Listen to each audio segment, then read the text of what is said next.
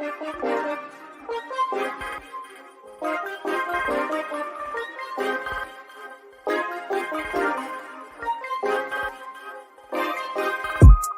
active, king of the palace, rubber like Malcolm, balled up fist in the air to the fast lit, yeah, hands up in the air till they gun me down, I keep it on it, they crunching the numbers, I'm getting wild, young nigga got a fetish for success, if I ain't next and I just leave impression, next to rain on the window pane, puffy plain Jane, let them second guess me, wanna cop the Porsche with the porcelain skin, grip the wheels, let the horses why they trash another chore on my list? Added this orbit, I saw with the pen. I'm eating good, Miss Caloric as shit. I sipped the potion and poured it in. I on the tide when she poured it. Opportunity, knock at the door, then I grin. They rush for the doors, then they open like bliss.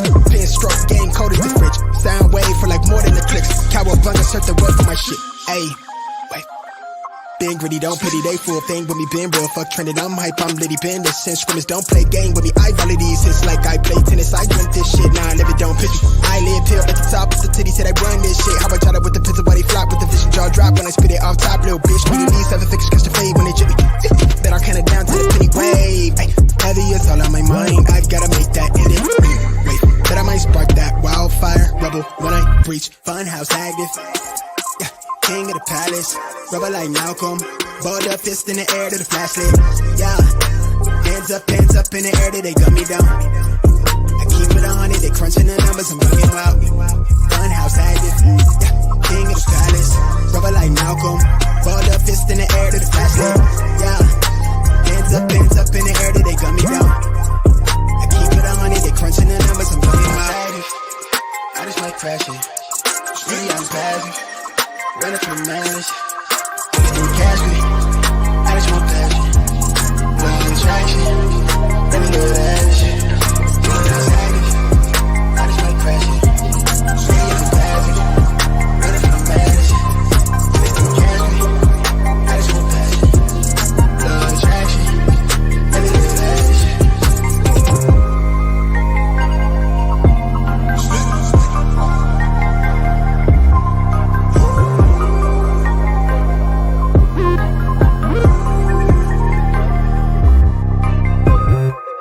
Charge on its last light, same clothes I'm from last night, still lit like it's last night, young living in the fast life, young. Smoke cloud from the ash pipe, catch air from the half pipe. I need a centerfold from the shows with the mansion, chandelier dancing, counting a Branson, yeah. Been had hella Franks, man, it's ballpark figures. Might be in the field, but I came from the trenches. You can tell it's my time, looking better squint. I do like the charm on my wrist, let me flip. Want me pay the way, I'm the wave, I'm authentic. Sitting courtside, got a sprain, nigga, I bring the gang for the gang. Nothing but a thing when I sang, young Usain, I sprinting, getting fresh prints. Counting a blessing on blessing on blessing. They call me the reverend, y'all nigga play too much. I've been so gone off the praises, I end my hiatus by sparking that flame. Shit, y'all niggas stay in your lane, young entertained. I'm next to rain, the fuck is you saying? Out of my brain, not from this planet. Hide from the cameras, high up the energy sent to me. From the enemy, that's the advantage. By doing this damage, accounted advances. I buy you my nemesis. This is my genesis. I never had privilege.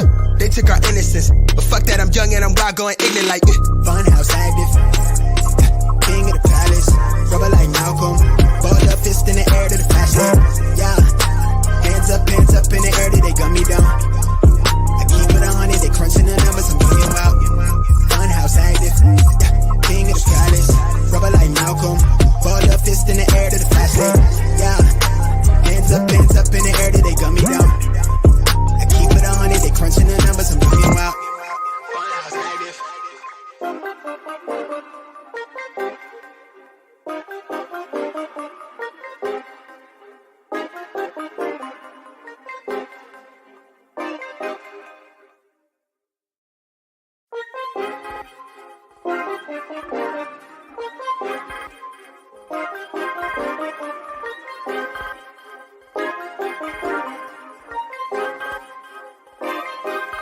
Funhouse active, king of the palace, rubber like Malcolm, balled up fist in the air to the flashlight, yeah, hands up in the air till they gun me down, I keep it on it, they crunching the numbers, I'm getting wild, young nigga got a fetish for success, if I ain't next and I just leave impression, next to rain on the window pane, puffy plain Jane, let them second guess me, wanna cop the Porsche with the porcelain skin, grip the wheels, let the horses why they trash another chore on my list, added this orbit, I saw with the pen, I'm eating good, Miss Caloric as shit, I sip the close, shit imported it. I on the tide when she poured it. Opportunity, knock at the door, then I grin. They rush for the doors and they open like this.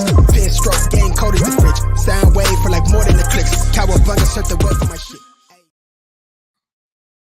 The longest 5 minutes in the world.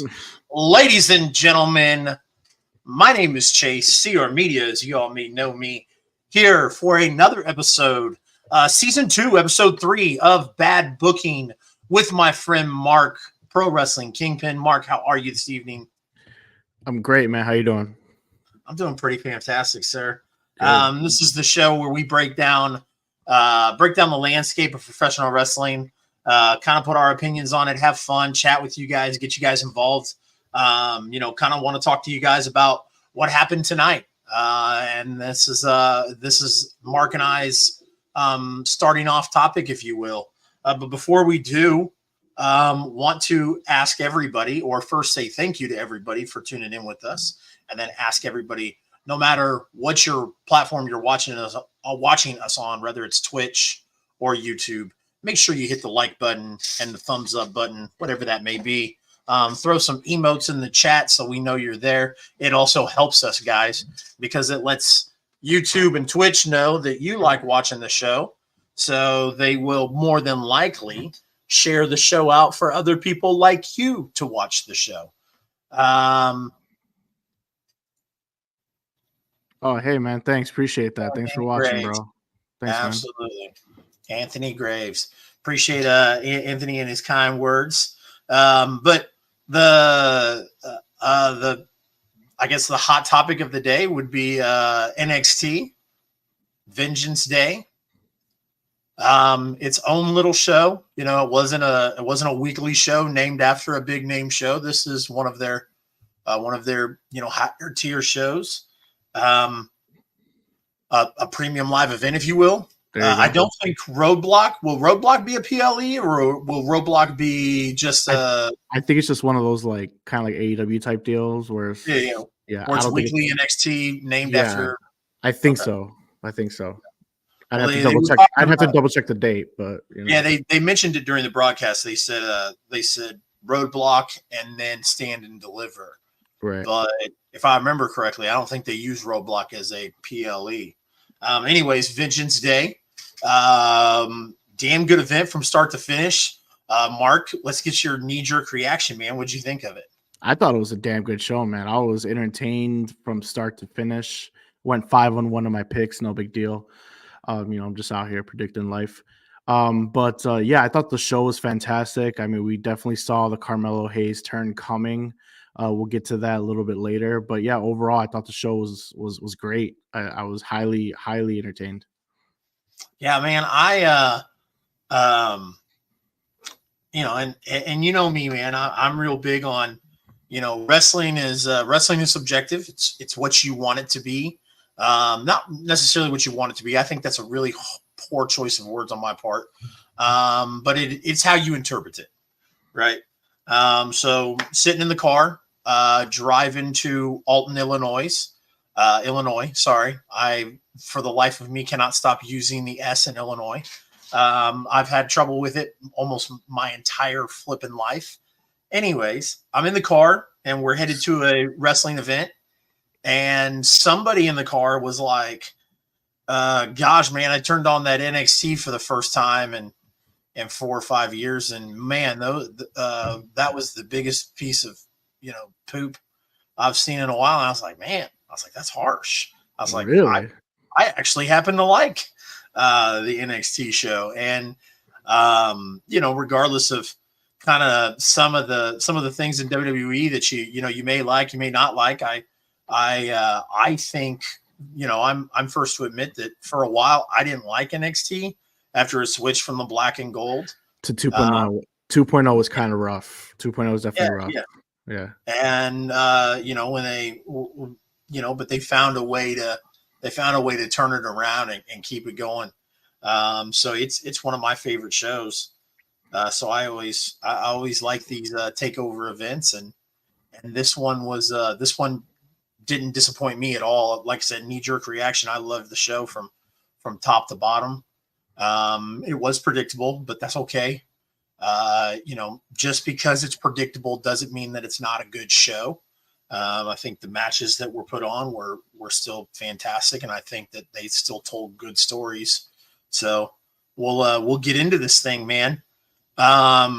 We started off now. Vic Joseph and Wade Barrett. Are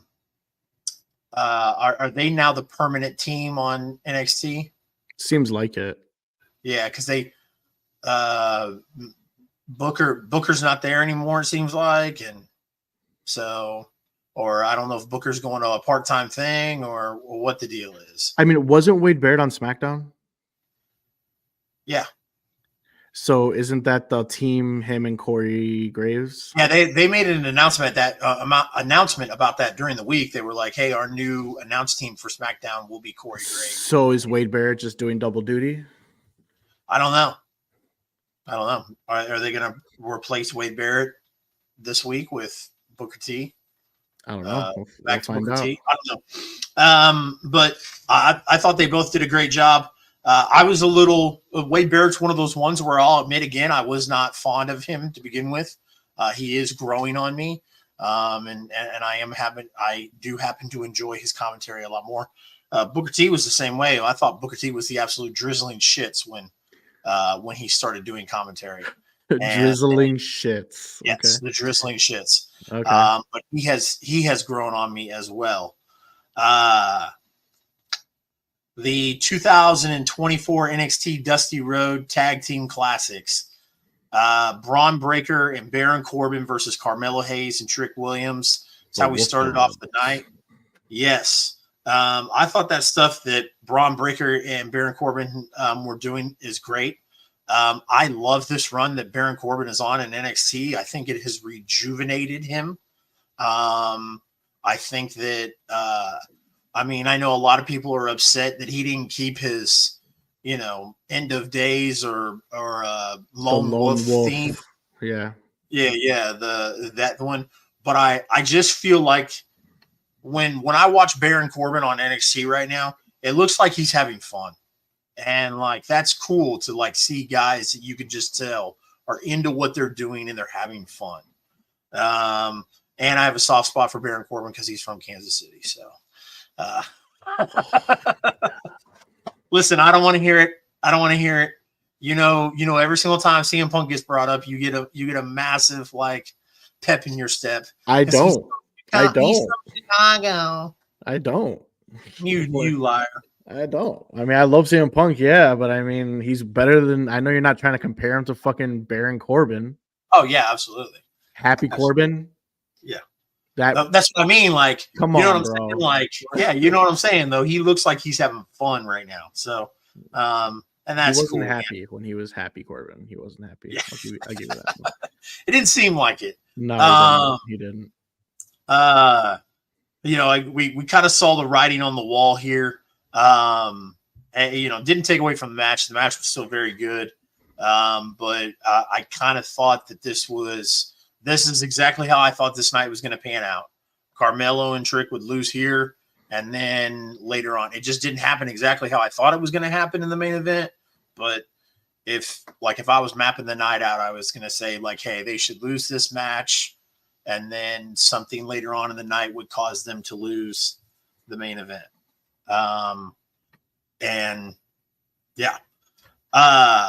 It was still a good match regardless. They seem to do this every year with the Dusty Rhodes tag team thing, though. They seem to use it as there's two things that they try to accomplish every year, I feel like, with this Dusty tag team classic.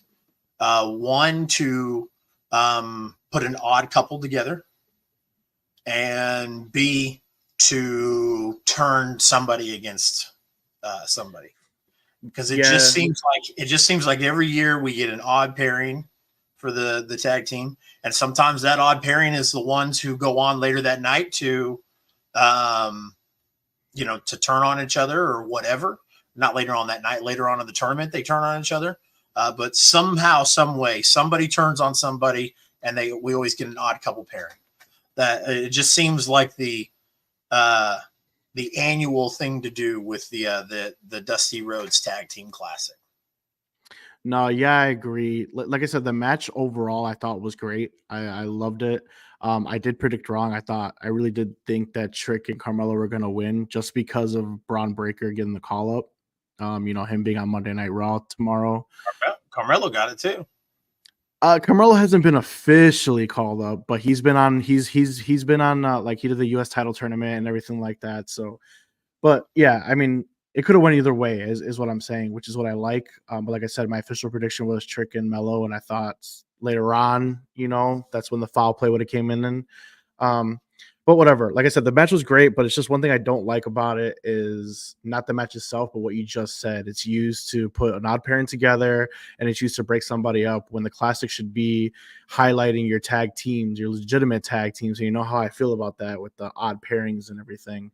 It should be used to highlight and give opportunity to actual tag teams that are going to be there for some type of longevity. I don't see how long the Wolf Dogs are going to be together. And obviously we see what happened with Trick Williams and Carmelo Hayes. So, I mean, I just feel like they fumbled it in that aspect, but the match, like I said, was great. I enjoyed it.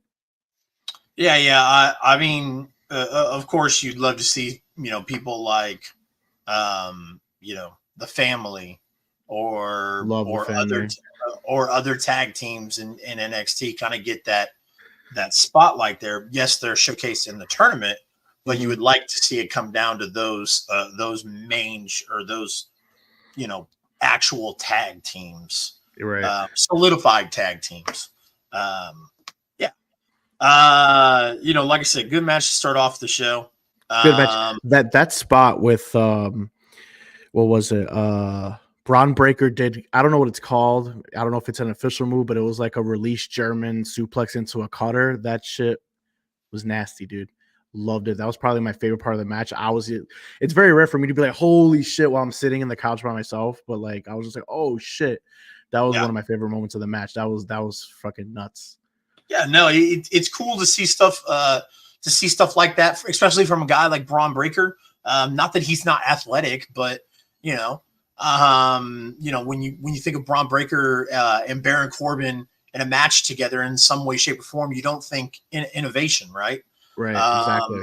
And so in a world where a super kick is the first move, the second move, and sometimes the last move, and every because I don't want to say this and people think, oh, Chase hates matches like this. But, we do live in an age where a finisher has to be used 30 times in a match before it actually finishes somebody. And I'm over exaggerating. I don't mind a lot of finishes in a match if it makes sense to the story they're telling in the match. So I just want to, like I said, I don't want people to be like, oh my God, Chase hates more than one finisher in a match. No, that's not it. In a world, though, where there is 17 and it's just really hard to get us to go, oh my gosh, and hang on the edge of your seat. It is nice to see guys who aren't used to doing that kind of stuff do it and still kind of give you that shock value, especially in a match where we, not a match, but an event where we kind of thought it was predictable, right? Dijak versus Joe Gacy. I enjoyed the match too. Like I said, every match I enjoyed. So, I mean, you don't really have to ask me that. I love Joe Gacy's character. I mean, even leading up to this past week on NXT, where he just shows up out of the garbage can, the character is just hilarious and creepy, and I love it. Get a lot of different vibes from him.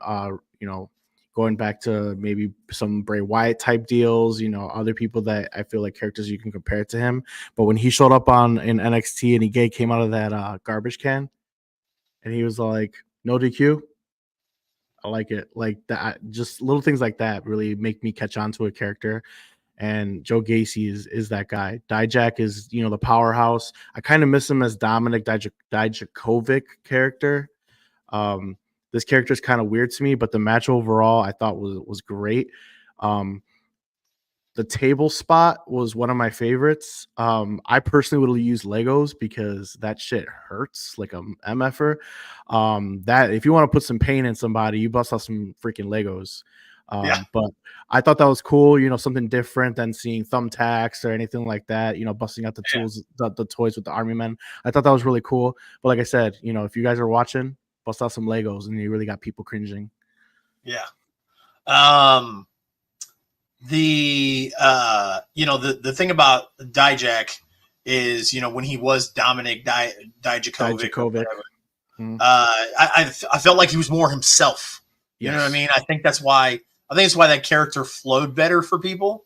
Whereas this character, he's just like a Terminator. I know that's kind of he's like a hitman almost, you know what I mean? Right. And it seems real. It seems kind of stale. You know what I mean? I feel like the character that he has would be a character that could be utilized in a faction, more so him being utilized by himself. Yeah. Like same with I'm blanking on his name, but he was part of the Way, and he had the mustache, and he crawled in. I forget his name. I'm blanking. I'm sorry, but it reminds me a lot of that character. Not as far as a similar character, but just I feel like it's like a supporting character, so to speak, as opposed to someone that could, be a headliner or a champion or someone that I could, build a company around. I'm not trying to say that he's not that, but I'm just saying like it just doesn't flow with him being alone. I feel like he needs to be with a tag team or a faction or even a manager, so to speak, to something that could get him over. Somebody that could talk for him. Yeah, because the character is just like you said, it's very stale and it's just weird. Yeah, I agree. Gacy did it, flip, and accidentally hit a woman in the head in the front row. And Gacy's boot. Yeah. Rough. She'll get free NXT tickets for the next few months. Right. they'll let her come to a few shows for free. Right. But yeah, I mean, like I said, the match itself, and like I said, going forward as we break down the show, the matches were all solid. But yeah, when it comes to Dijak, I feel like he needs a character change again, maybe just to go back to what worked. Otherwise, I just feel like he's just a guy who should get lost in the shuffle. And he did pick up the win tonight, which I thought he would get the win, but it's just where we're going with him. You know what I mean? Yeah. Couple of backstage segments here. JC Jane, Thea Hale. They're looking at the 2024 Chase University calendars. That whole thing going on. They're saved. Family. Yeah. Then we get the family. Tony D'Angelo, Channing Stacks, and Adriana Rizzo versus Bronco Nima, Price, and Parker with scripts, which super, bro, that entrance was so cringe. Yeah. I was sitting there. I even tweeted it out. I was like, yo, this is some stereotypical ass shit. It reminds me when the Mexicools came out in the goddamn freaking lawnmowers. Like, yeah. I mean, bro, like, come on, guys. Like, I understand the story you're trying to play. They come from the hood, but you could still get that point across without coming out with goddamn low-rided bicycles. Like, come on, man. Like, what are we doing here? Is Vince still back there booking this racist bullshit? Like, come on. Let's get it going. Him or Bruce. So yeah, the family picked up the win. As they should. Yep. Kiana James and Izzy Dame were in a segment. And then James was eyeing the NXT Women's Championship. James told Dame to keep an eye on Jordan to stop the future from becoming a reality. And then we saw where that came into play later. So yeah.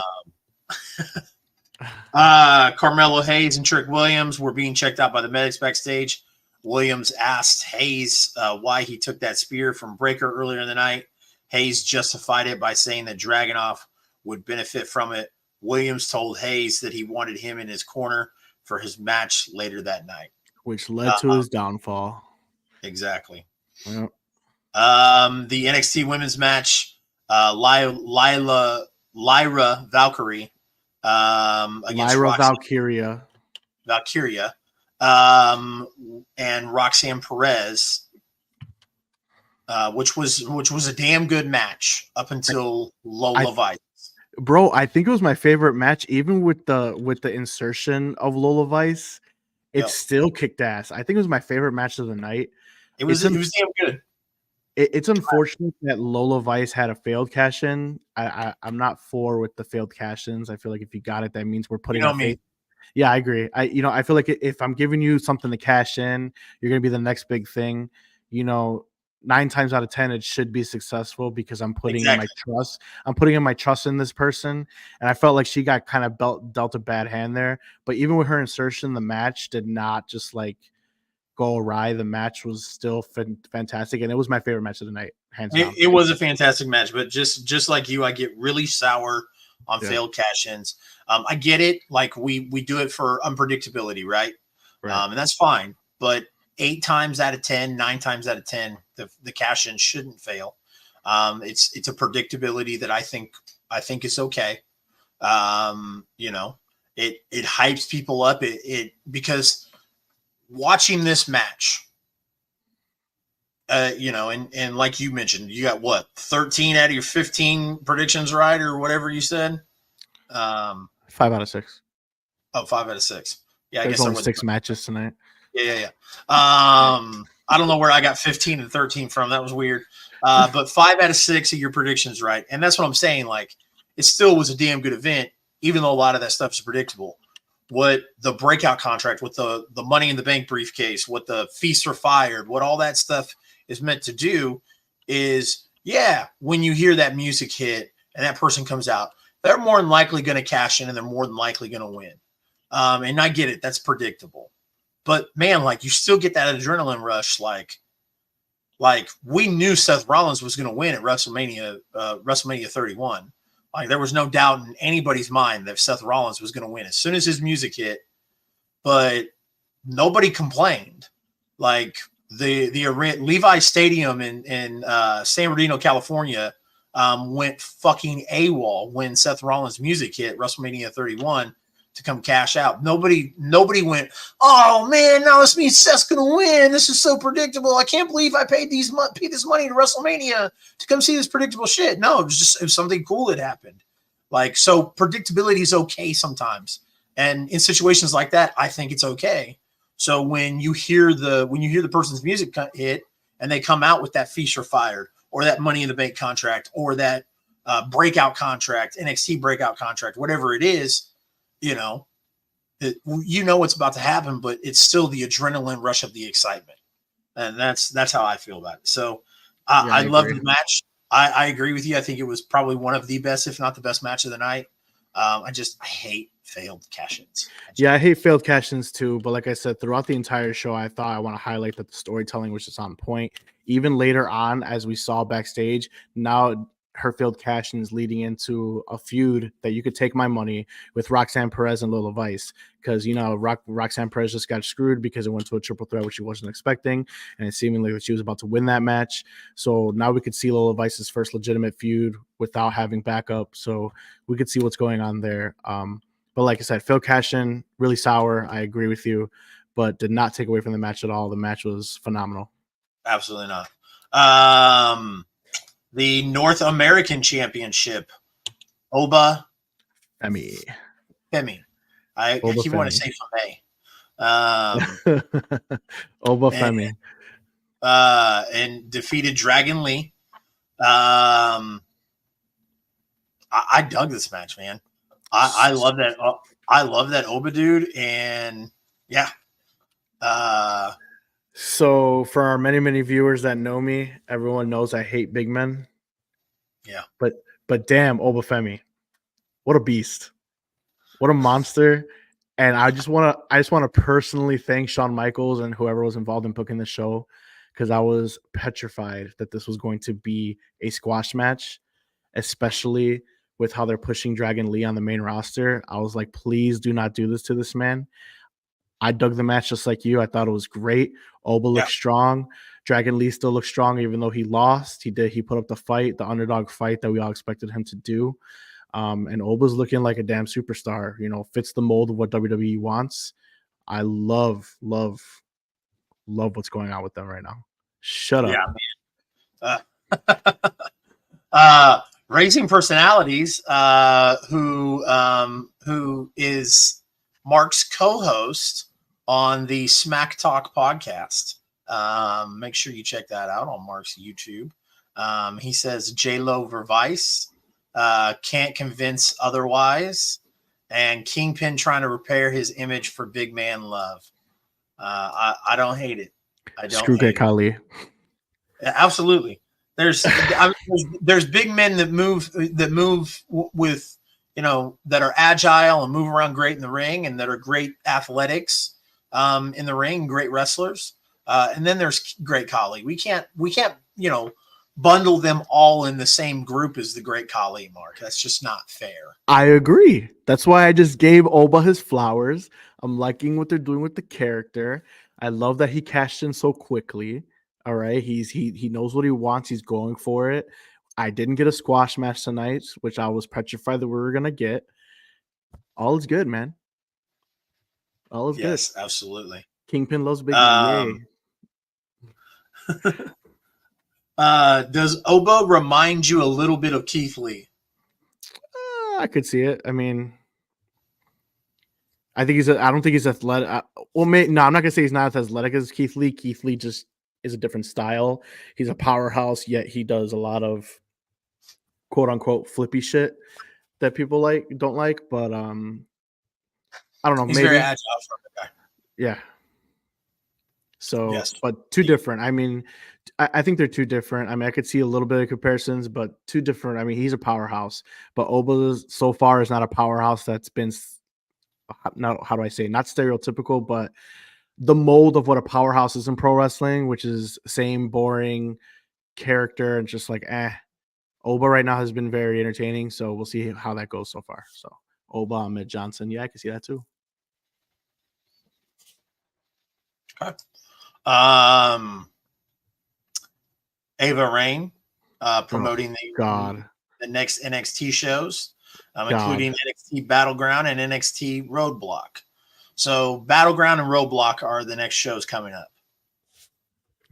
Safe to say that they're probably going to be weekly shows, not PLEs. I don't remember either of them being PLEs, but we could be wrong. We'd have to check the dates as of right now. Let's just say that they're just a weekly show, like a special event type show. But we do have some time before Stand and Deliver, so maybe one of them could be a PLE. So we'll see. We had the Blade and Brinley Reese segment backstage, and then we also had the Roxanne Perez and Lola Vice brawl. Love that too. Yep. Love me some backstage brawls like the good old days. Love it. Give me more of it. And I'm here for their feud. Roxanne, like I said earlier, is now got a chip on her shoulder. She's super pissed off. She got screwed again. She never lost the title to begin with, and now Lola screwed her tonight. So give me that rivalry. Absolutely. The main event time. Ilya Dragunov and Trick Williams. What'd you think, man? Great match. Fantastic. Trick Williams is a freaking star. I could see that guy headlining WrestleMania. Super over. Dragunov is great in the ring. I absolutely cannot stand his finisher. Cannot stand it. Even though it's different, I link that with the spear. I link that with the super kick nowadays. That is just a punch falling on his face. I hate it. I don't care what anybody says. You can come at me in the comments. You can come at me when I clip it. Hate it. But love the match overall. And like I said, Trick Williams is a star. Okay. I don't hate I don't hate Dragunov's finisher at all. I love it. But I also love, I argue with people all the time. I got friends that are major MMA fans. And they can't stand the Superman punch. Mm-hmm. Can't stand that either. I love this. I love the Superman punch. Yeah, I like both of them. So This match didn't disappoint. Especially when Dragunov got busted open, I was like, this is everything I hoped it was going to be. They didn't sugarcoat Trick Williams. They didn't give him the pretty boy treatment. He got down and dirty with fucking Dragunov. So, dude, the Uranagi off the side of the ring. Yeah. Oh man. Yeah. They I loved everything about it. Obviously, you and I have talked, prior to going live. It was not how I saw the Carmelo Hayes turn going, but obviously we both saw the turn coming tonight. It's just not how I envisioned it being, but still, I think for their friendship and their teaming for so long of what they did, and then letting this story play out. Carmelo coming back and Trick had kind of, blazed his own trail and was doing his own thing. And now Trick was a top star, and you could kind of see a little bit of Carmelo getting a little bit jealous of that. But man, I felt it was a very good story being told, and whether or not, we saw it coming tonight, it was still wonderfully done. Yeah, their story is one of the top stories, if not the top story in NXT right now. I didn't think that was the way it was gonna turn either. I knew it was happening tonight. I felt as though maybe he should have cost him the victory somehow. The referees were down a couple times throughout the match. Maybe him attack him that way. I thought attacking him after hugging him right after was kind of weird, but like I said, I get the story. I understand what was going on. I understand the turn, and definitely the motive behind is 100% jealousy. Carmelo wants to be on the main event scene still, wants to be going after the NXT championship. So the story makes sense. But I love it. And, give me Carmelo versus Trick and stand and deliver, and probably Trick going over Carmelo, and Carmelo goes to the main roster after that full time. So we'll see. Definitely. We will see. Give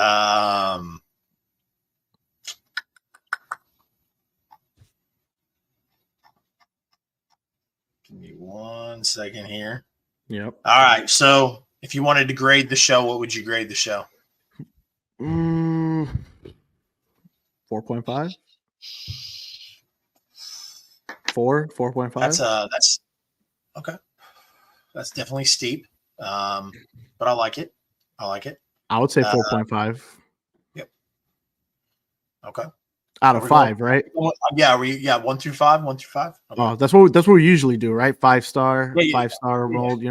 I saw Steven Chambers put the 7. I was like, oh wait a minute. I know. I was like, well, Steven. I don't know. Steve is. Are we going Meltzer ratings? Are we going 5 stars? Like, what are we doing here? We're going the bad booking rating, and the bad booking rating, we do 5 stars here. We don't care what the hell Meltzer has to say around here. Okay, cool. But yeah, I'd say 4.5. Okay. You? I'm going to be a lot lower. I'll probably go 3.3. Whoa. Really? 4.5 is really good, man. I mean, like, hey, we have to establish something here, okay? Whoa. Jake, the aerial assassin, usually puts all of his, ratings in Discord, and he does them based off of a 10-point system. Now, understand, and this is something I've tried to explain to Jake as well. Like 8.5 is like really, really high. That's like you giving the show 4 points or 4 stars or 4.5 stars. That's really, really, really good.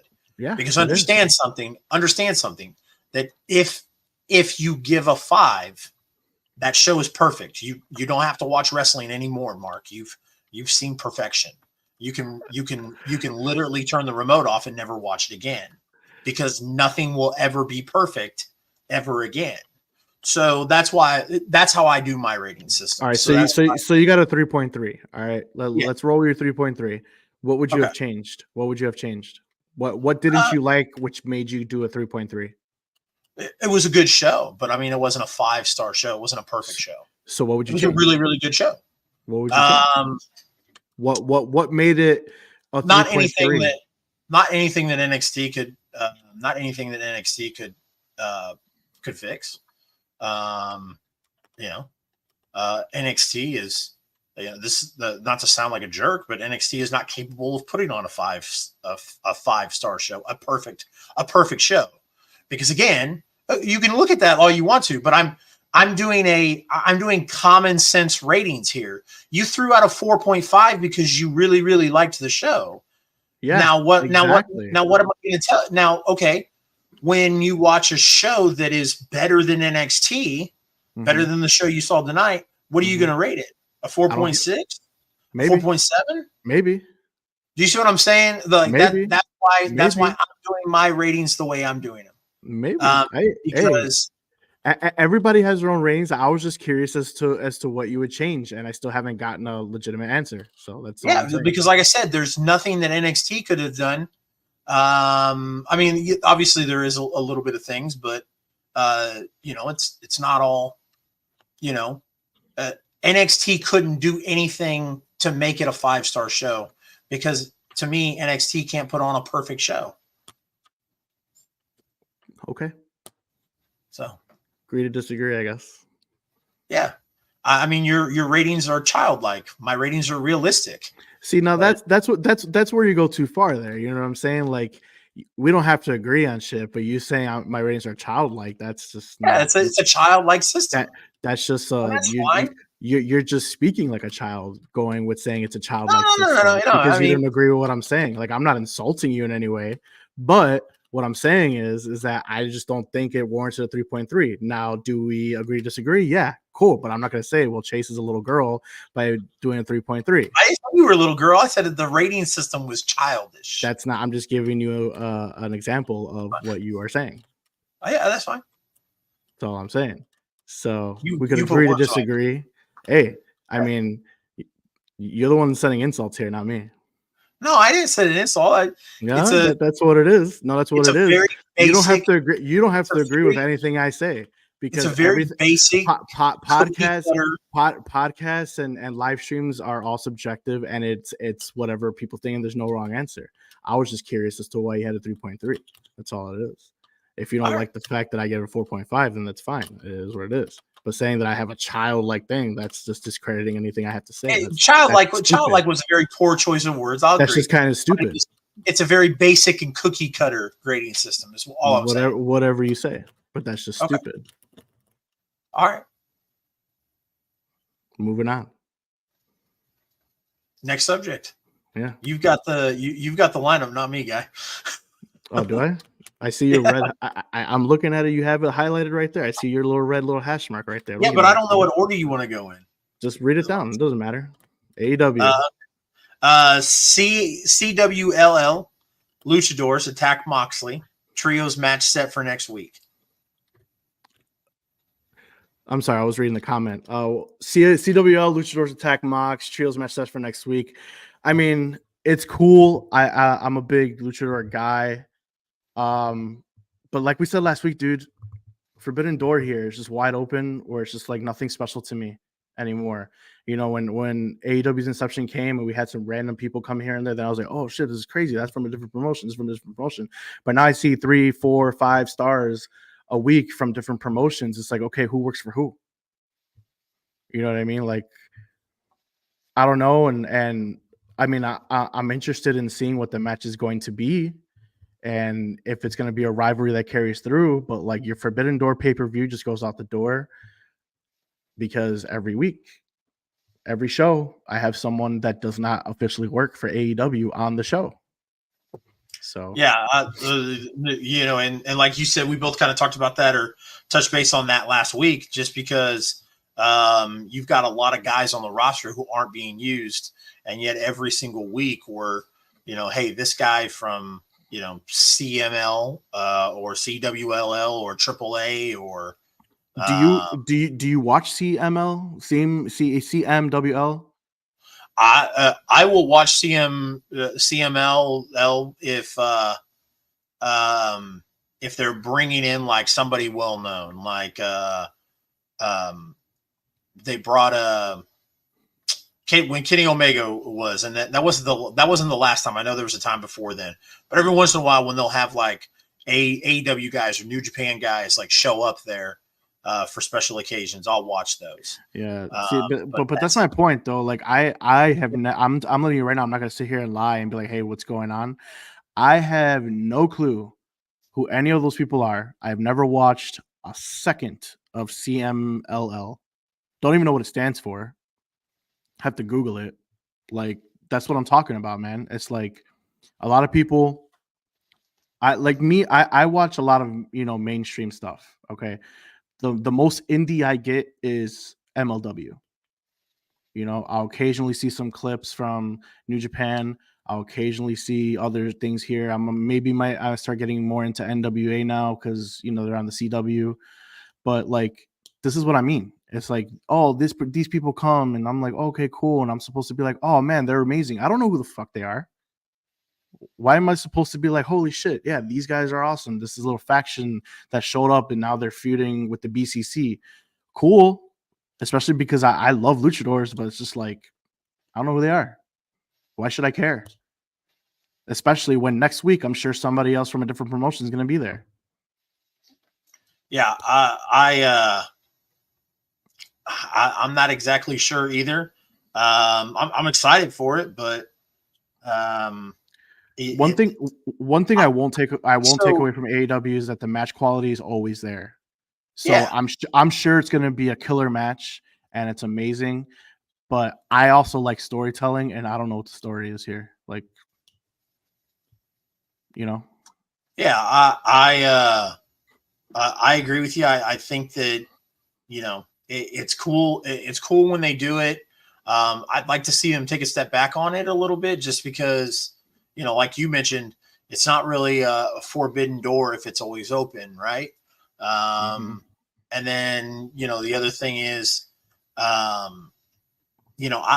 don't mind if they bring people in and it's like, hey, I don't know who this is, because a lot of people always complain about that of, oh, like AEW is always letting people show up on TV and you don't know who they are. Well, go find out who they are.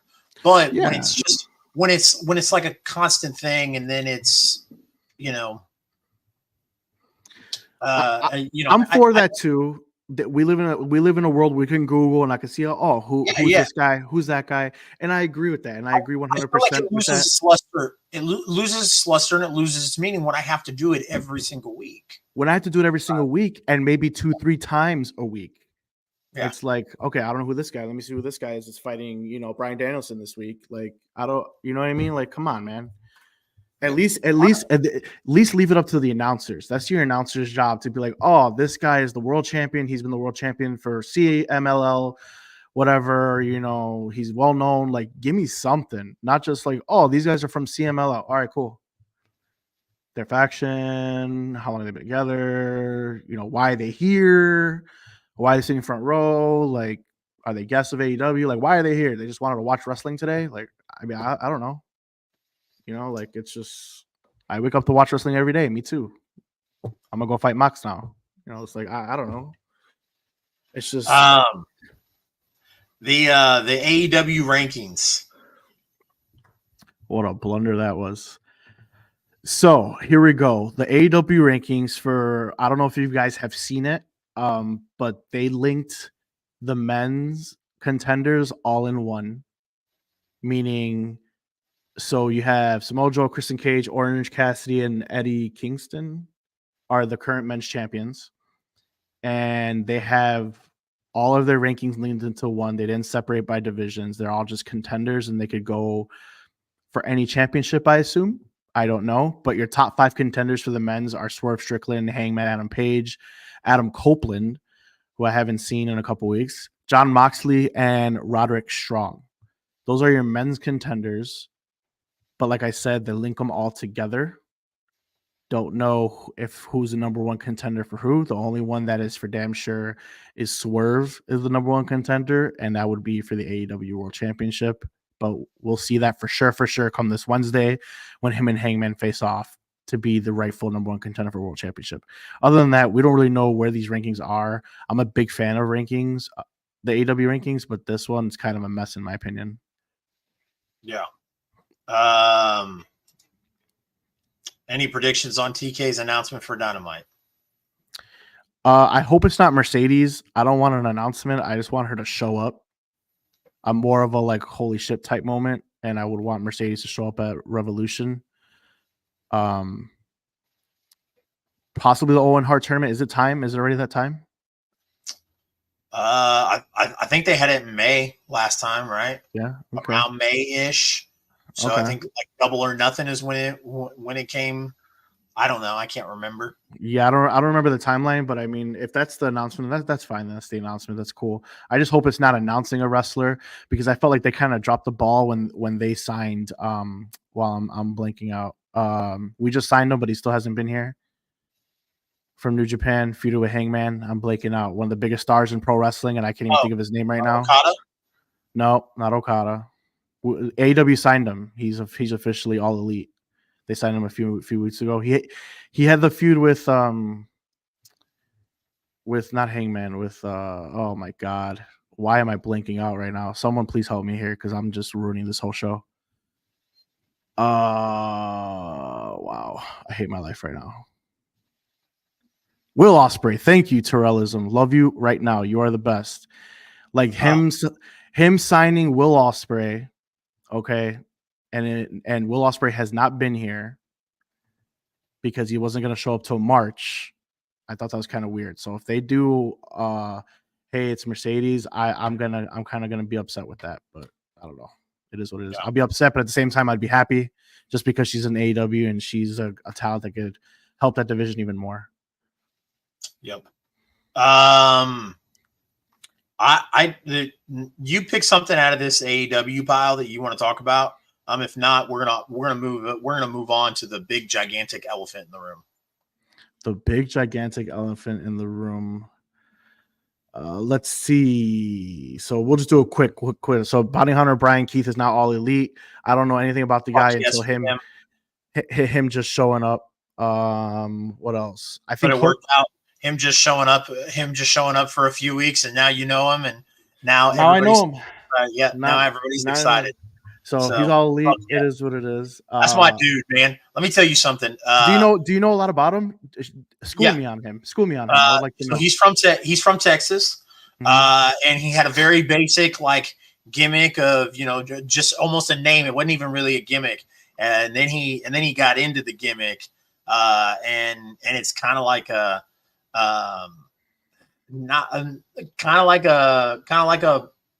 dead man taker. But he's the bounty hunter. But he doesn't do like weird shit, like, whatever.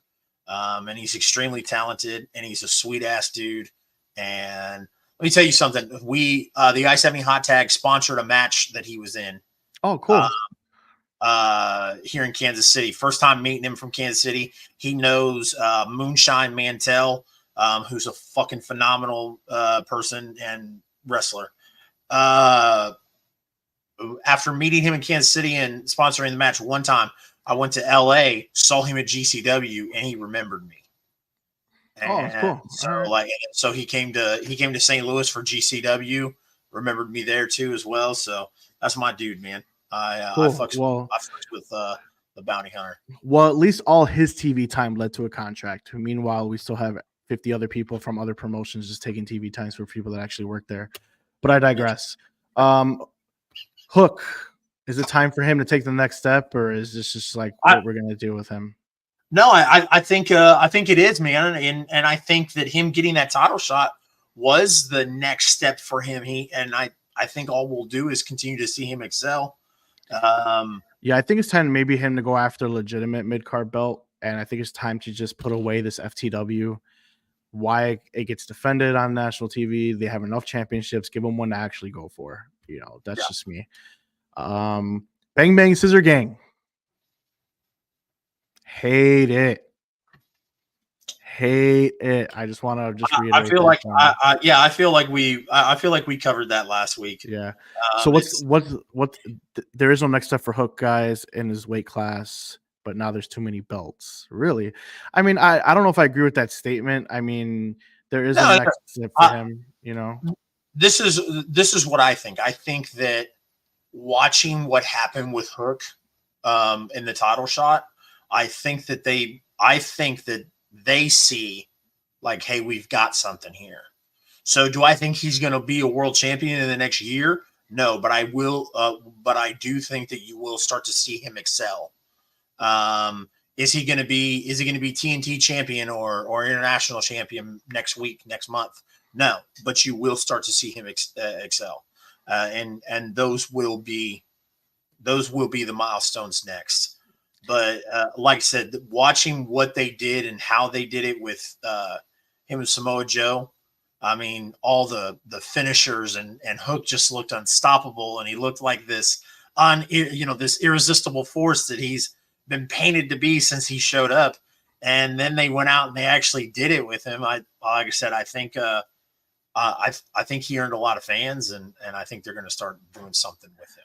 I agree with that. So Terrell, I'm reading this. I don't agree with the statement when it comes to his weight class, because AEW doesn't do that WWE mold. I mean, do you think Adam Cole is going to be a champion in AEW? Because they're pretty much the same stature, weight, all that stuff. So I don't believe in that statement. Maybe in WWE he would get quote unquote buried.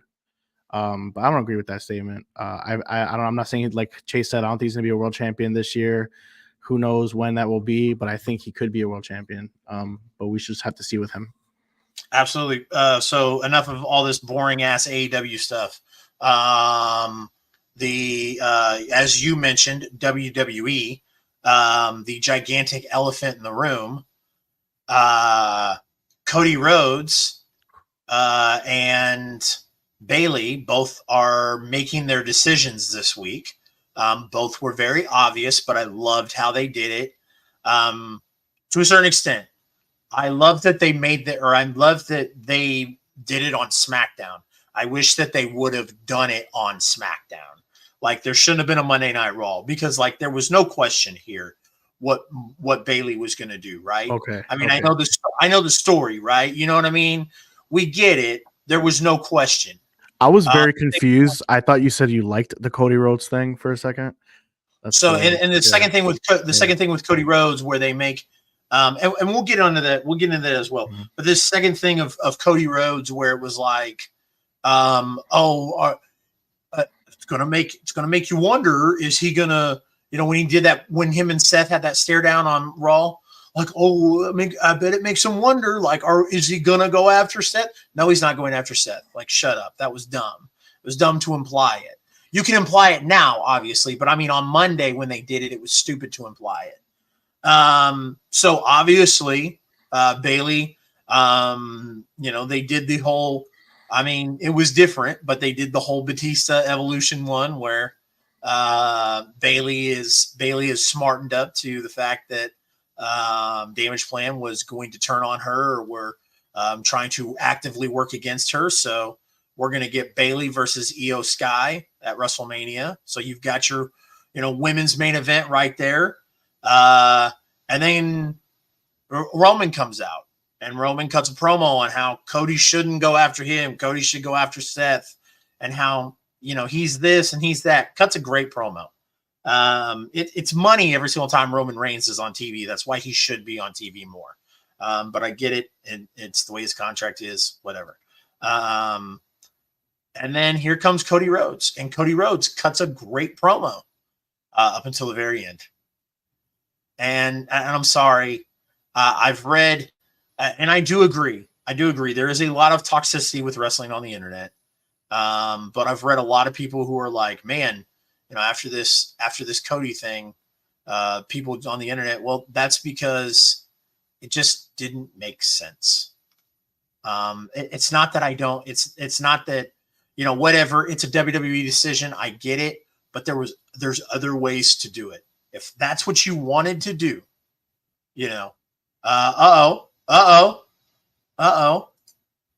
We've got a raid from our friend Hunter Dillon with 4 viewers. Appreciate Hunter bringing in people to watch the show. Guys, this is Bad Booking. We talk everything in pro wrestling. We are actually currently right now talking about the Cody Rhodes thing on SmackDown. So if you guys haven't already, make sure you hit the follow button. Appreciate Hunter Dillon. Mad love for Hunter. Appreciate you, Hunter. Absolutely. Also, because there are 2 of us, not only show CR Media some love, but also show Pro Wrestling Kingpin some love on YouTube as well. Appreciate you. Of course, I'd pop in the middle of the Cody Roman Rock discussion. Absolutely. Man, I'm just I'll ask you, Mark, because I saw the internet's reaction, and the internet has every right to react the way they did. It was a silly, goofy decision. I get it that Rock and Roman is the match to have at WrestleMania. I understand. But what's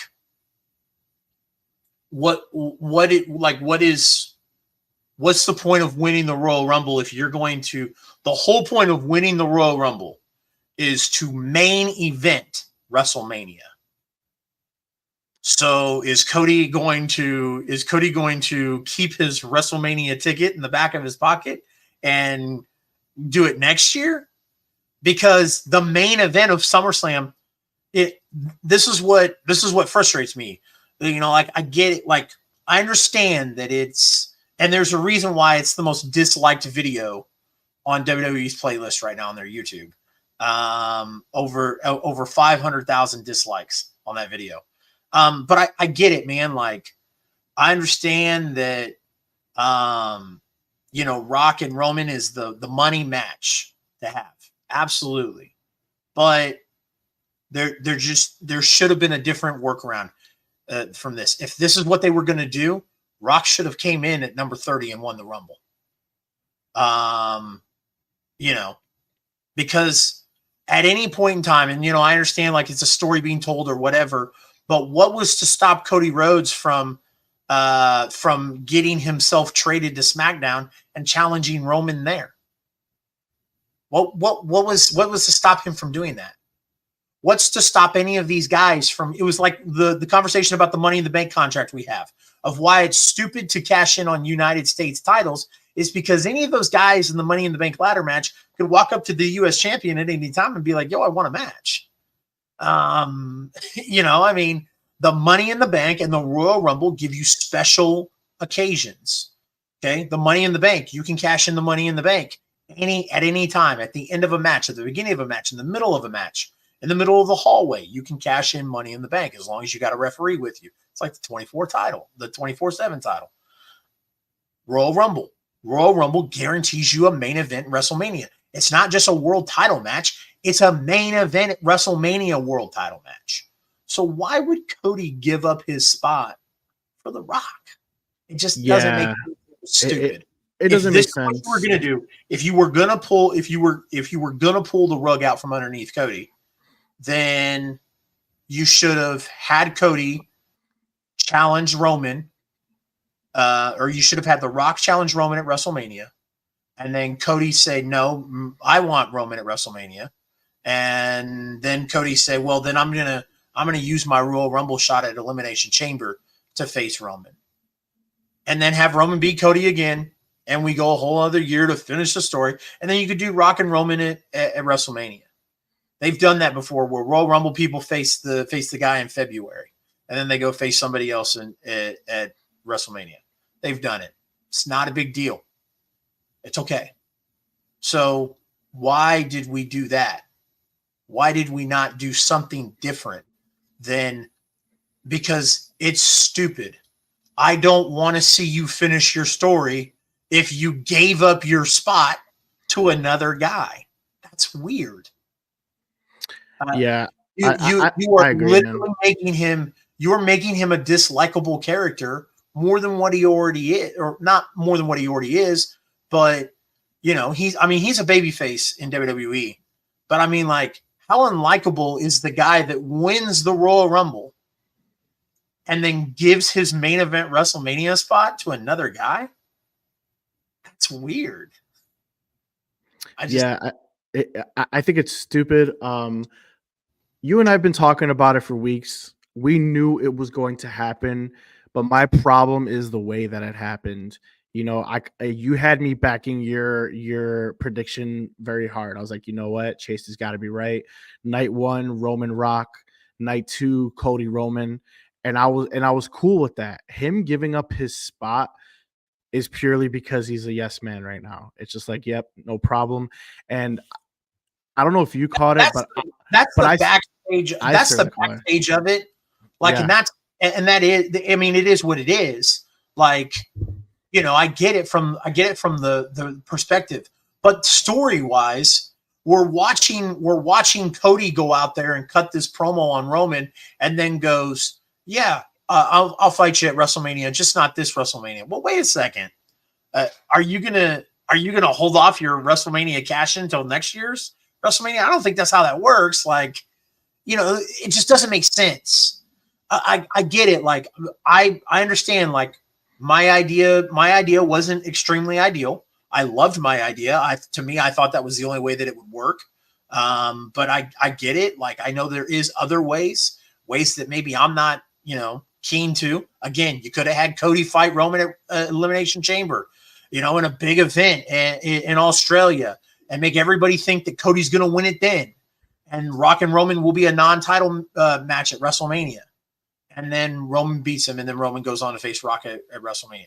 I don't care. Like, I don't care how it was done. You could have just done it, but you did. You decided to do it in a way that makes zero fucking sense. None at all. Yeah, it made zero sense. I do want to just go back a little bit. Like, the whole Monday Night Raw promo with Seth and Cody, when I was watching that promo, that's when I knew we were going to have some shenanigans, because I felt as though that promo that Seth Rollins gave Cody was not even for Cody. That promo was for the fans, to try to sway the fans and being like, hey, it's okay if Cody challenges me. Because the promo that he tried to make, that this is the title, this is the most important title, that I'm the A champion, I'm the one who you should be really going for, which obviously didn't work because we see the backlash. But I felt like that promo I thought it was a very good promo, but it still didn't matter at the end. But I feel like that promo was to try to sell us fans. That's what it was. It never mattered. And like, you know, I don't want to be the get off my lawn type, you know, because, you know, I'm the first one to be like, you know, shut up and enjoy it. But dude, it's not even poorly written. Like, I mean, like, they don't even care. Like, they do it on purpose. They know that they made that fucking title just to appease fans who were like, yo, like, the title's never there on TV. So they're like, hey, we're going to put this title there.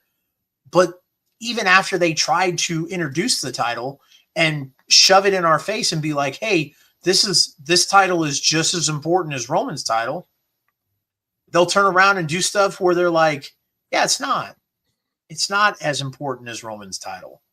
We know it's not on the same caliber level as Roman's title.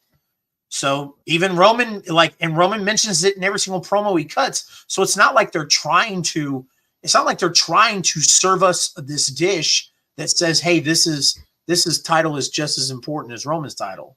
Like, no, they even acknowledge it on TV. So you're mixing shit here when you try to convince us that if Cody goes after the world title, it'll be just as important. It makes no sense. And agree. That's what bugs me about it, is that, you know what, it can make sense and me not like it, because I'm cool with that. I understand, like, not everything. I don't have to agree with everything. I don't have to like everything, but at least make it make sense. This doesn't make sense. It's goofy. And it's poorly written. I mean, like, if, you know, we've seen it done with the Intercontinental Championship for the past 25, 30 years, dude, where the Intercontinental Championship has been a top tier, you know, title. Like, it was a big fucking deal. Then we've seen it treated on TV where it's not a big deal. Like, where it's like, you know, Like there was some time periods there where the Intercontinental title was looking like it was going to be defended on, main event or superstars or, stuff like that. Like it was completely irrelevant. And they do certain things and they'll try and put it on people, and they'll go through spurts where they try to act like it's a big deal and it's a prestigious title. They could have at some point in time this summer turn that title, that world heavyweight title, into a more prestigious title, but they haven't. They have literally told us, like it's in every single promo that Roman cuts, and they mention the World Heavyweight Championship in Seth Rollins. He makes it a point to bury that title and say, that's not the main title. I got the main title. Well, then tell the company to stop trying to convince us that it's that it is as important as your title, because you and everybody else knows it's not. Yep. So if you win the Royal Rumble and you earn a main event to go to WrestleMania, why would you not choose Roman's title? Agreed. And if you win the Royal Rumble and you defeat 30 other superstars, why in the absolute fuck would you give your spot to somebody? Again, they didn't have to go with my idea. I get that, but at least make it make sense. So where does Cody go from here now? Is it Seth? Do we wake up the day of Elimination Chamber of him beating Roman Reigns? Like, no. What are we doing? Roman's not wrestling until WrestleMania. I agree, but I'm just saying that's what the IWC, the Internet Wrestling community, is saying it's going to happen. It is not going to happen. But what's your prediction? When does Cody get a shot? Are we really? Is he going to come out with nowhere in my contract does it state when I win the Royal Rumble like I have to go to this WrestleMania? I have to wait till next year. When's he get a shot, or is his shot going to be Seth Rollins? Steven Chambers says Backlash. I've seen that. I've seen that on there. Backlash. Where's that at? Is that in France or whatever? It's in France. But again, if you win the Royal Rumble and earn the main event to WrestleMania, why would you wrestle? Why would you wrestle at a different show? I agree. It's 100%. So that's what I'm saying. So are we going after Seth? Is that just what it is then? If Seth can even compete, if he's even healthy by then, are we going to get a good match quality? Seth might be 70% at that time. So again, okay. So now let's go down that road. I hate the idea of Cody challenging Seth. Let me tell you why. Because Cody has mentioned several times since the World Heavyweight Championship was introduced that it is not the title that evaded his father, that is not the title to finish his story. So now if you say, well, Cody won WrestleMania and The Rock took his place against Roman, so now Seth is going to go after, or now Cody's going to go after Seth in the World Heavyweight Championship. So now you've said that Cody is not, like, you know what I mean? It's, again, make it make sense. I'm not saying it. I'm not saying, it couldn't happen or it shouldn't happen. But what I'm saying is that if you've told us that Cody is hell bent on not going after the World Heavyweight Championship, but going after the WWE Championship to finish the story, and now all of a sudden he's I'm going to go after the World Heavyweight Championship, then I need to know. I need something to make it make sense. I agree. So, I mean, nothing makes sense right now. So, and that's why it's massively frustrating. Yeah, like Torelloism here saying they need to find some way to pivot away from this. They need to actually listen to the fans for once, which I don't think they do, because at the end of the day, WWE just doesn't give a shit, in my opinion. But they need to find some way to do it. We've seen times, but I don't think that this is one of those. Torelloism says WWE can salvage this if Roman versus dude. They're going to have a press conference this week promoting Rock versus Roman. They're not pivoting Rock versus Roman to Australia. It's not going to fucking happen. They're promoting, like, they're having a press event in Las Vegas this week on Thursday to promote the Rock versus Roman Reigns. Like, this is their big money match. And I agree. This is the big money match. Do it. But if you weren't going to have The Rock come into the Royal Rumble and win it, then, or if you weren't going to have CM Punk win the Royal Rumble to challenge Seth, then why did you have Cody win? To give up his main event spot at WrestleMania to somebody. It doesn't make sense. I don't know. I don't get it either, man. Like I really have no words. We've exhausted just talking about it and how much I know. we dislike the situation. There's nothing that could really do to fix it unless they come out and just say, "Hey, we fucked up. This is what we're gonna do." Unless they take accountability, stating we fucked up, The Rock just backs out, like, "Hey, you know what? No, this is your spot. My bad."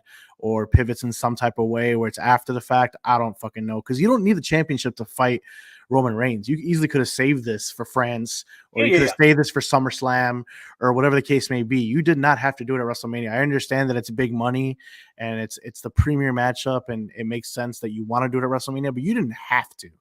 You just wanted to. So, well, it's the right call to have Rock versus Roman at WrestleMania. It's the big, like I said, it's the biggest matchup.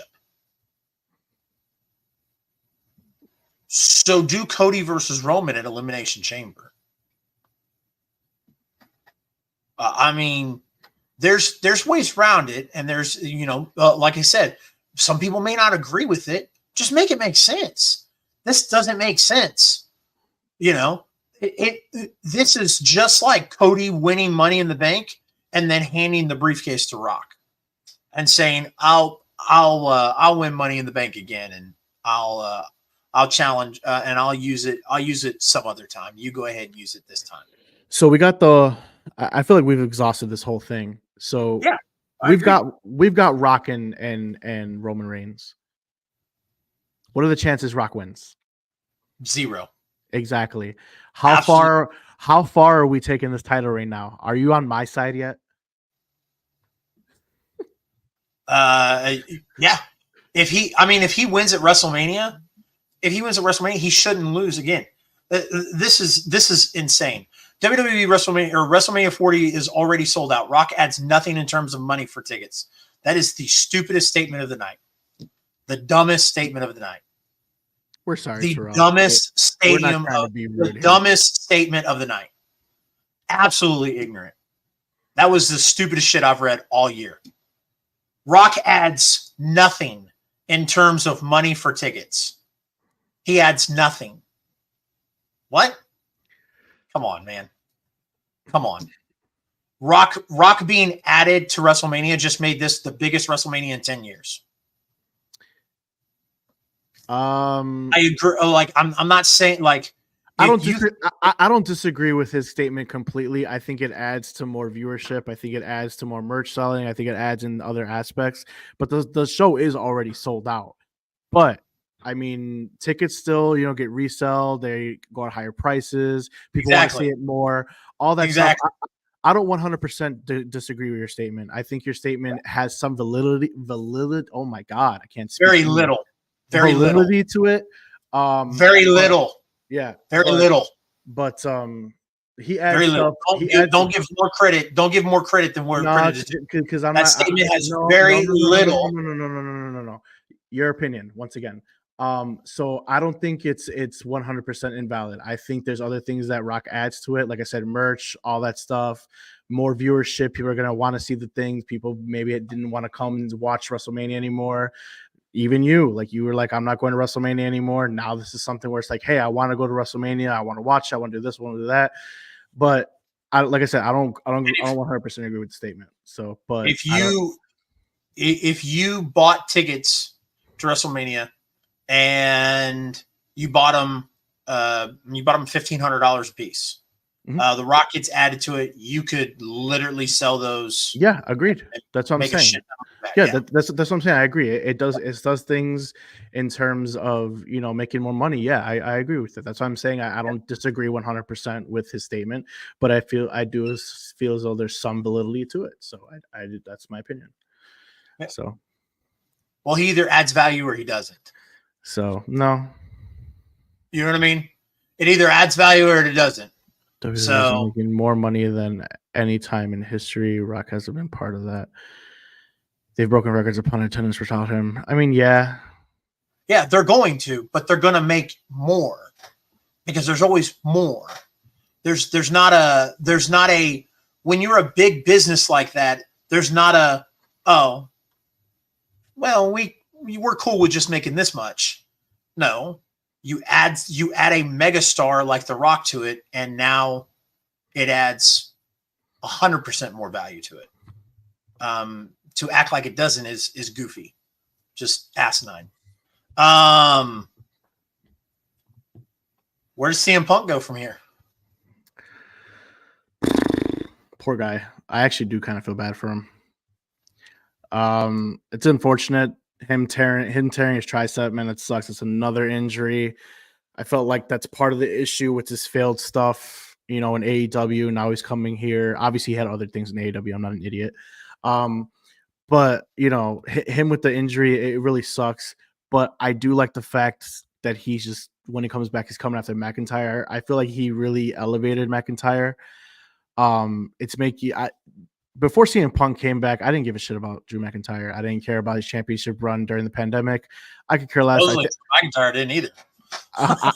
I thought he was just very boring to me, but just with his heel turn and the disdain that he has for CM Punk back, and basically, you remember prior to the injury, everyone was saying there was only two possible winners for the Royal Rumble. It was CM Punk or it was Cody Rhodes. That's what everyone was saying. And Drew McIntyre's just here in the back, like, yo, what the fuck? I still work here. Like, so his promos have been stellar. His heel work has been stellar. I think him feuding with CM Punk, I think some of his promos are actually shoots. I think he's really saying how he really feels about the situation. On Punk just coming here thinking he's God's gift to earth. And I love it. I love the freaking TikToks of him working out, saying we're going to work on some triceps. Like, I just love it all, and I'm here for that feud when CM Punk's healthy. That's something that's very exciting, and I can't wait to see. Awesome. NXT call-ups. NXT call-ups. Who we got? Carmelo, Braun. Carmelo Hayes, Braun Breaker. Carmelo Hayes soon. Tristan just signed. So is Braun Breaker just a lock to sign with Raw, right? I mean, we all assume he's going to face Gunther for the Intercontinental Championship. Is that a lock, or what are the chances he goes to SmackDown? I don't know if it's a lock, but I think he will go to Raw. Okay. Who else we got? There was a few. I forget. Yeah, it was Carmelo. Elektra Lopez is now back with Legado del Fantasma after her singles run in NXT really didn't go really pretty much anywhere. She was just catting, Lola Vice at that point. So that breakup was much needed, and now she's back with Escobar. I love Santos Escobar too. I like that La Madrina's back with them. So I mean, that's pretty cool. I do too. I don't like. I don't like Hector and Humberto. Yeah. Humberto, that is racist. You just picked the first Latino fucking name that popped into your head. You're like Hector. No, you said Humberto, so that's why I was like, yeah. No, man, they have tried to do everything they can with those two guys. And I just feel like those two are dead weight. Weighing down Santos Escobar. Oh, we do not agree today. I think I agree that they've done a lot to try to fix them and do what they can. I think they're in the best possible situation now with Legado del Fantasma and Santos Escobar leading it. I think now could be their chance to finally hit their stride. I think there's possibilities with them because the original Legado del Fantasma was so successful, and there's nothing in the way for me to feel as though that they won't be successful. But like I said, that tag team has failed. They've done everything they can, and I agree with you in that regard. So we shall see. But I think pairing them with Santos is a positive. So why would you put them with a guy who has unlimited potential? I just told you, because the way how hot Santos Escobar is, It's nothing but positive for them. Putting him in the limelight, putting him in being pushed and making him the leader that he is. And factions always prosper. Usually, no, not always. That's a fucking stupid statement. Factions usually prosper, and that's something that could help benefit them, is what I'm saying. So this is basically like a last chance, last resort for them, piggybacking on Santos Escobar's success. And I think he can do it, and I think he can make them successful, is what I'm saying. Well, I hope so for his benefit, because I don't, for his benefit, I hope that he's able, because when those two don't do anything and when those two can't get over, then hopefully that doesn't kill Santos Escobar's stride as well. Agreed. That's what I'm worried about. So I hate this decision. Santos Escobar could get a manager, and he should have been by himself, trying to revise the Legado El Del Fantasma with a different tag team, with a way worse no charisma tag team. I hate the idea, but hopefully Santos can carry the dead weight. So, Impact. Foley wants one more death match. Stay home, Mick. I love you. You're one of my all-time favorites, but you're 58 years old. You can barely walk. Stay home. And if it does happen, I mean, WWE's not going to sanction that shit. He's going to be in some random. Maybe he shows up at GCW, or we're going to see him getting his ass beat by Mox. Like, I don't want to see it. GCW. Like, I don't want to see it. What's the GCW Deathmatch King? I forget his name. Nick Gage. Nick Gage, yeah. He'll probably do it with Nick Gage, and of course I'm gonna watch it. You know what I mean? Like, it's Mick Foley, but it's just like, dude, man. It's like, dude, man, stay home. Stay home. I'll watch highlights. Where's Okada going? So WWE. So Chicago Pro Wrestling Tees removed all his merch. Pro Wrestling Tees handles indie merches and even AEW merch. So for them to pull it, there's no doubt in my mind he's going to WWE. Interesting. I did not know that. Yeah. So Pro Wrestling Tees is in Chicago. Great store. If you guys ever need anything, hit me up. I'm like 20 minutes away. But Pro Wrestling Tees handles AEW merch officially. A lot of the stuff that you order from is from Pro Wrestling Tees. Yep. That's number one. And number two, they also handle indie merch, because obviously the Forbidden Door is just so open that it doesn't exist in AEW. And they sell Impact, they sell, GCW stuff, they sell any indie promotion you could think of. Pro Wrestling Tees does it, and they do independent stuff. So for them to remove the merch, because they sell New Japan stuff there too, obviously, Okada, New Japan, and there's no doubt in my mind that he is going to WWE. Which is cool, but the thing is, how do I say this without sounding like a fucking idiot? Too late. Up until recently, Shinsuke Nakamura hasn't been good, in my opinion. I think that they've fumbled a lot with him. Him winning the Royal Rumble, him not winning the championship. There's not a lot of stuff they could do, but his promos lately has just been phenomenal to me. All right.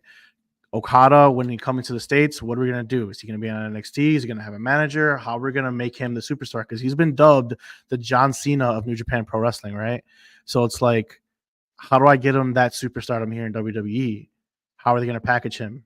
I don't know, and it makes me kind of nervous. So I would have rather him see going back to TNA or even AEW. I don't know if WWE is the right fit, but there's no doubt in my mind that's where he's going. So that's just me. I agree. Obviously, I think Triple H works a lot better with some of those guys than obviously what we've seen in the past. But I still think you still have to worry with WWE being a mainstream product here in the States, that they could possibly misuse him, because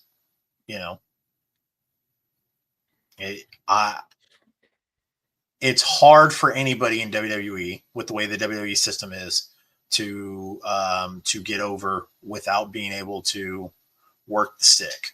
So that's what I'm saying. You know, like to your point last week, we were talking about the return of Andrade. Andrade can speak English, but it's very broken. You know, and that doesn't say he's not an amazing performer, because I love Andrade, but part of his failures, not really failures, but he wasn't successful in his first WWE run because you can't get a crowd over without being able to work that mic. AEW, obviously there was booking issues, but even then his promos were very, very drawn out. He was speaking very slowly. It was really hard to engage with his character, and he's going to have the same issues when he's back with WWE. Yeah. And it's something that worries me with these international stars that we all do love, but it's like, how are we going to get them over? You know, we need a guy, we need a manager, we need something. And I think Shinsuke Nakamura right now, I truly feel as though right now what they're doing with him is phenomenal. You know, with his promo packages that he's doing, I love it. I love it. His character, I've never been more engaged to his character than I have been right now. But I don't think that's something they could repeat with Okada, especially Okada being like an ultimate, you know, babyface like how John Cena is. I don't know. It's very hard for me to see him being as successful as Shinsuke right now in WWE without giving him a manager or someone that could speak for him or something. I don't know. Yeah. No, I agree. I think we'll see, you know, what Vince has, or not Vince, what Hunter has planned for Okada. So yep. Man, I was really, really, really not expecting the WWE signing, but like you said, Pro Wrestling Tees taking all that merch down makes me think that he's going to WWE. I'm just saying, why take it down? You promote all the indies. You promote AEW. Obviously, is your biggest cash grab. Why take it down? Because WWE told you to take it down, and you had to sell it by a certain time. So I think he's already signed. Yeah. No, I mean, if that's the case, then like I said, I would have a hard time believing otherwise. You got anything else for us tonight, sir? No, man. I think that's it. Let's wrap the show up, man. Fantastic. Well, we appreciate everybody joining us tonight, watching. No matter if you were watching us on YouTube or watching us on Twitch. If you are still here and you have not already, make sure you hit that like button and that follow button. Greatly appreciate it. This has been season 2, episode 3 of Bad Booking with myself and Mark. Join us next week. Next week is the Super Bowl. So do we want to plan on having a Saturday night show? Saturday night show I have reserved for my show, Smack Talk, but I could do a Friday show. Okay. If that's something you would like to do, we could do it immediately following SmackDown. That could be something. It's up to you guys. But yes, Super Bowl, obviously we'll all have our Super Bowl parties. Saturday is a Smack Talk, so we'll see. But yeah, definitely Saturday I can't do. Sunday we can't do. So it would have to be a Friday show. Okay. No Monday show? Unless you want to do it at 11:30 p.m. No, I don't want to do that. Let's plan on Friday night next week then. Yep, I am totally okay with that. All right, ladies and gentlemen, Chase, Mark, Pro Wrestling Kingpin, appreciate y'all joining us tonight, and y'all have a fantastic night. Join us next week for another episode of Bad Booking.